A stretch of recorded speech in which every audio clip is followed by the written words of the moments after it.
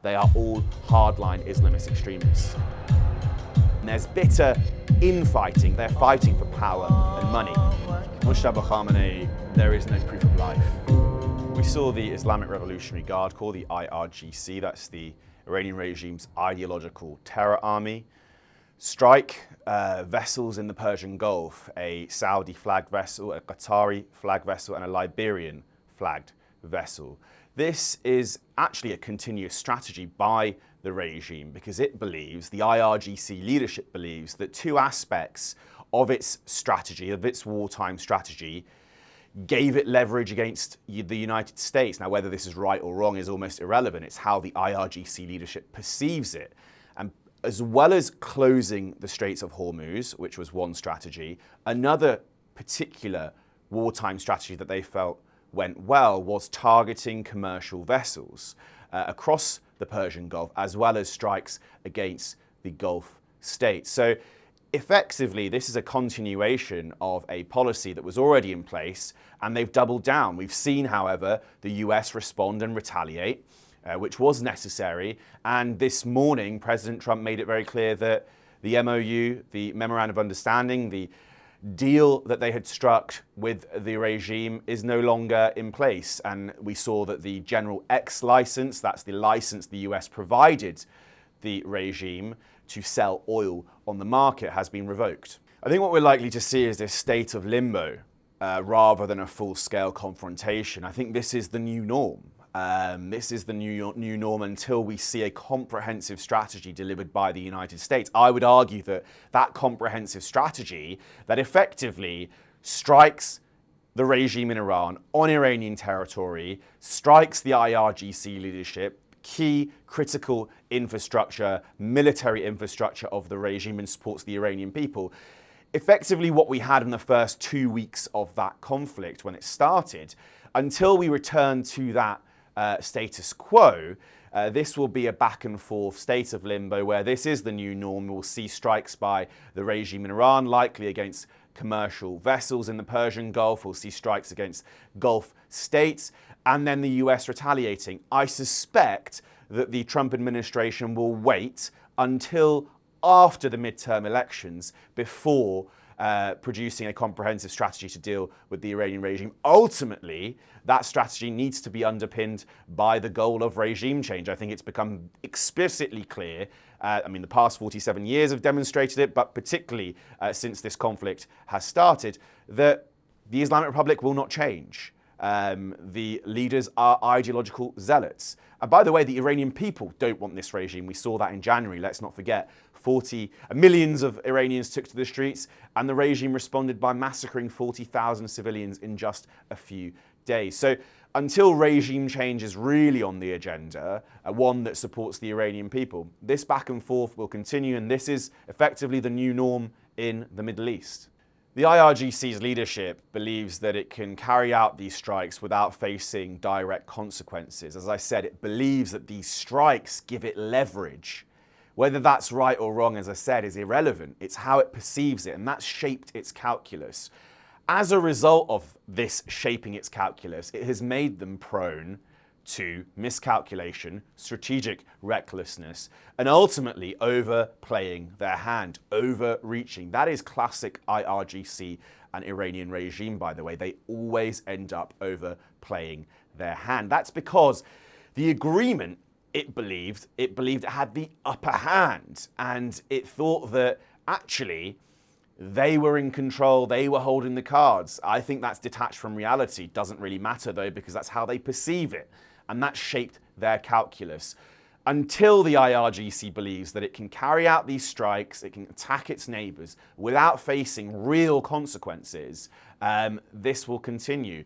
As I said, the MOU effectively pumped air in an already inflated ego of the Revolutionary Guard commander's leadership. So until that calculus is shifted, until that changes, and the only way, by the way, at this stage to change that calculus is by direct strikes on Iranian territory against the IRGC leadership, its military infrastructure, and its ballistic missile and nuclear program, as well as its drone program. Until that happens, the IRGC believes it can weather the storm. Well, the funeral's still ongoing. It's effectively a weeks-long parade, one that spills into Iraq, by the way. So you've got a tour of Iran into Iraq and back into Iran, where Ali Khamenei will be buried in Mashhad. The funeral procession, this big song and dance they've made of it, is effectively, it serves a few purposes. Domestically, by mobilizing its hard base. By the way, the mainstream media's coverage of the funeral processions have been pretty appalling. They've just been recirculating regime stats, regime propaganda, which has been a common occurrence actually throughout the Iran war.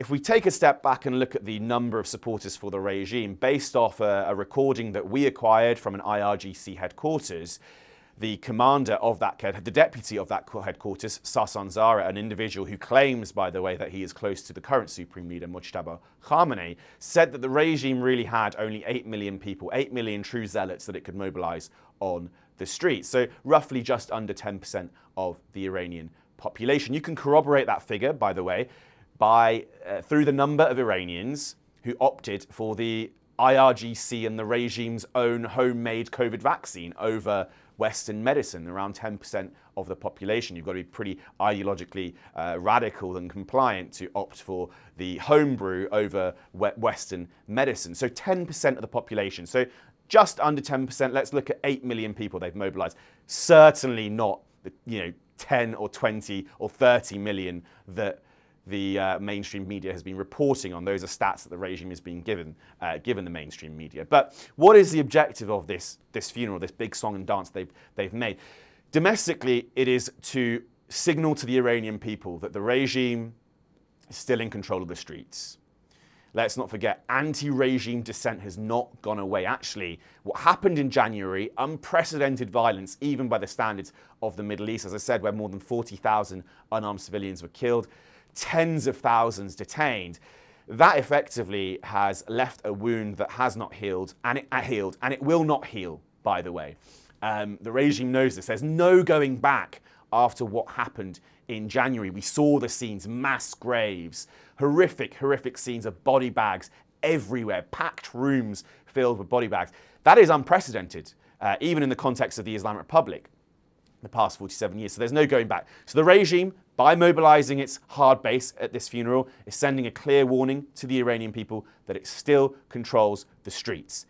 Abroad, it wants to use this procession, these weeks-long processions, to again send a message to the international community that actually it's business as usual.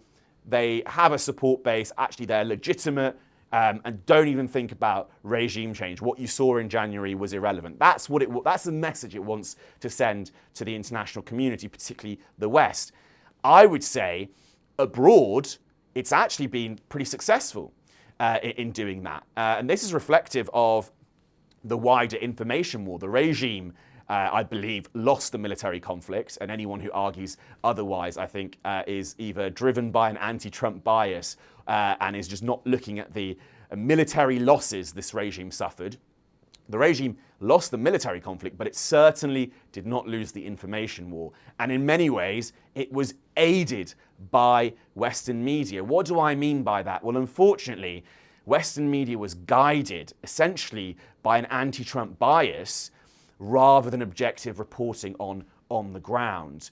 As a result, it wanted to paint the conflict from start to finish as a disaster to attack President Trump. Now, regardless of what we think about President Trump, this was not objective reporting. A regime, if you read the papers, you would believe that this regime won the war. I mean, that's completely ludicrous. You had the Ayatollah eliminated in the first day of the conflict in broad daylight. You had their military capabilities significantly descaled. So again, when it comes to the information war, the regime has done a pretty good job. It's basically won that information war, but it's been assisted by Western media, which has prioritized its disdain for Trump over objective reporting, and as a result, effectively enabled the IRGC and the regime's propaganda. Mujtaba Khamenei, there is no proof of life.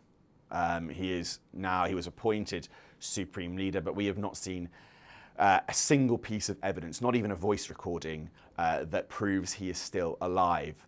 He is either dead or severely wounded and unable to show up to his father's funeral. And that in and of itself, I think, is a big indication. Now, the regime in Iran, the system, the Islamic Republic, it is an Islamist dictatorship, but it runs like a mafia state.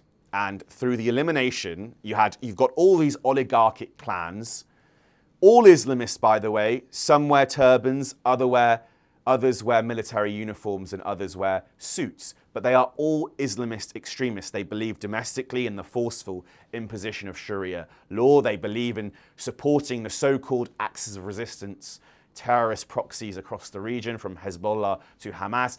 They believe firmly in anti-Americanism and the goal of eradicating the state of Israel, driven by innate anti-Semitism. All of them are Islamist. However, there are these various oligarchic clans. These various oligarchic clans were controlled by the godfather, and that was Ali Khamenei. Now, the godfather was eliminated on the first day of the conflict, and that's created a vacuum. That's created a vacuum whereby all these now oligarchic clans are competing, and there's bitter infighting. That fighting, by the way, is not being driven by ideology. There's no ideological difference, but they're fighting for power and money. The fact that Mujtaba has not been present, the fact that he wasn't even at his father's funeral, will deepen this vacuum. Previously, these various oligarchic clans could evoke the name of Mujtaba to justify their positions. It's clear, however, Mujtaba is nowhere to be seen. That will deepen the infighting in this regime. There's disputes now over the style of negotiation with the US. There could be, if this carries on, disputes over who leads the Islamic Republic, and that could lead to the system unraveling for sure. I would say if you look at the leadership, it's certainly been weakened. Chains of command's been disrupted. And they are fighting each other. Again, not fighting against for ideology. Ideologically, they're on the same page. There's no such thing as moderates or hardliners. They are all hardline Islamist extremists. But they're fighting over power and money. I think, as I said, you'll see this limbo stage where this new norm, where we will see the regime in Iran strike commercial ships, strike Gulf states as a means to increase what it believes is leverage, and the US will retaliate accordingly.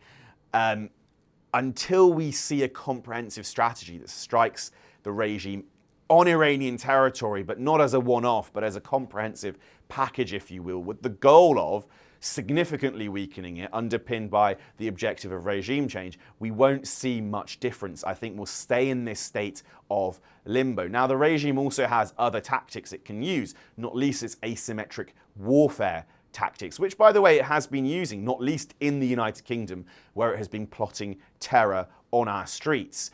Not only has it been plotting terror on our streets, it's created an infrastructure through mosques, charities, academic centres designed to nurture homegrown Islamist radicalisation and homegrown terrorism using methods like ISIS and Al-Qaeda. We see the IRGC is still not prescribed as a terrorist organisation in Britain. That was one of Starmer's pledges. He has not followed through on.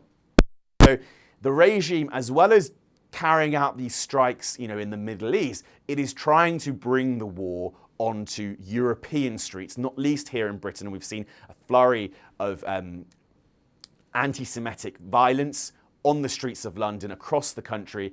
That will only increase until the British government takes a robust position. Yet so far we've not seen that. So this war will not be confined to the Middle East. It will spill out elsewhere. And I believe until we see a comprehensive strategy that seeks to severely and significantly decapitate this regime with the goal of ultimately changing it, this state of limbo will continue. I suspect, as I said, that comprehensive strategy will come, but only after the midterm elections in the United States.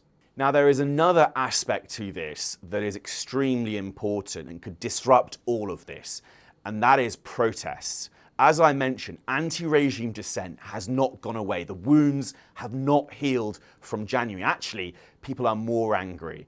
People despise this regime, and the Islamic Republic knows this. There's no going back. If the space opens up for the Iranian people to take to the streets, and let's not forget, they've just simply not had the space. As soon as this war took place, as soon as the US and Israel began its strikes, it activated martial law, domestic martial law, activated all the layers of its suppressive apparatus right down to the neighborhood level. So every neighborhood had armed guards standing there, armed Basij militants standing there, ensuring that people did not have the space to take to the streets. However, if the Iranian people have the space to take to the streets, that would change the balance of power. Why do I say that? Because protests, anti-regime protests, would be taking place for the first time in a situation whereby the regime no longer has air defenses as a result of the conflict. That could, in theory at least, provide the space for protests with air support. And I suspect there are people close to the president, close to the Israeli prime minister, saying the same thing, because protests are part of the Iranian landscape. If we monitor the trend of protests and unrest in Iran, we see protests are increasing in size, in scale, and in frequency. And as a result, the regime has resorted to more violence to sustain control. I would say when protests take place, because it's not a question of if, it's a question of when, if that takes place in the next 2.5 years, that could change the balance of power, and we could actually see the regime completely unravel.